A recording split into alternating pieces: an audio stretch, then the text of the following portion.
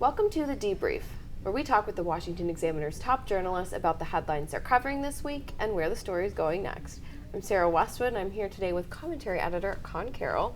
And Conn, let's talk about electricity this week. Everyone's favorite topic. Everyone's favorite. You wrote in the Examiner about how the Biden administration is unprepared for a potential summer energy crisis. What's going on there? Sure. Just to backtrack for a second here, we're getting all this reporting now about Biden complaining that he wasn't prepared for the baby formula crisis. And you had all these industry executives in the baby formula industry yelling at the White House saying, look, there's a shortage coming, you need to do something. And the White House just didn't hear them. We're seeing the same thing with energy for this summer.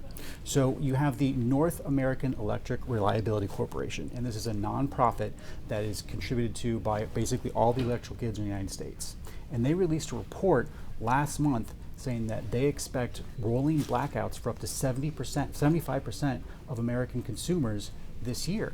That should be a huge red warning flag, and yet the Biden administration is doing nothing about it. How has the Biden administration's own policies contributed to that? You know, they've been pursuing sort of a green agenda. Has that made the problem worse? Yeah, so the short answer is yes. Now, there are some contributing factors. So weather is playing a role here. There are droughts in the West, which has cut down the reliability for hydroelectric power. There's also droughts in the Midwest.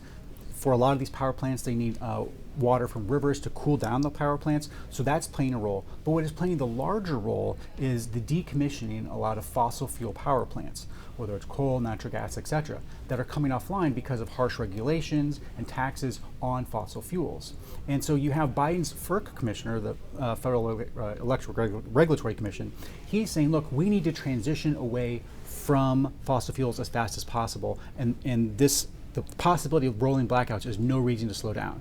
Where you have the Republicans on the same FERC committee saying, no, these blackouts are a big deal. People could die from this. We need to ease some of these regulations for the summer so that these blackouts don't happen.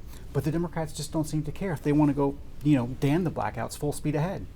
Democrats like to cite polling frequently that shows big majorities support drastic action on climate change, but you guys point out in that editorial that that's not necessarily the case, right? Yeah, you have all these big green groups which are backed by lots of wealthy Silicon Valley dollars, and they do a lot of these polls which ask easy questions that make it seem like they're making voters choose between fast transition reliability, but that's not what the question is asking at all. And I think if you were to ask voters, do you want to slow down on the transition away from fossil fuels if it means avoiding blackouts this summer, most of them would say yes. And we'll find out this summer. And finally, Biden is sort of pivoting to talk about the cost of energy, the cost of living more directly than he has in the past. Do you think that is going to be a successful shift? Well, it all depends, right? You have to have the price of gas come down. You have to have the price of groceries comes down.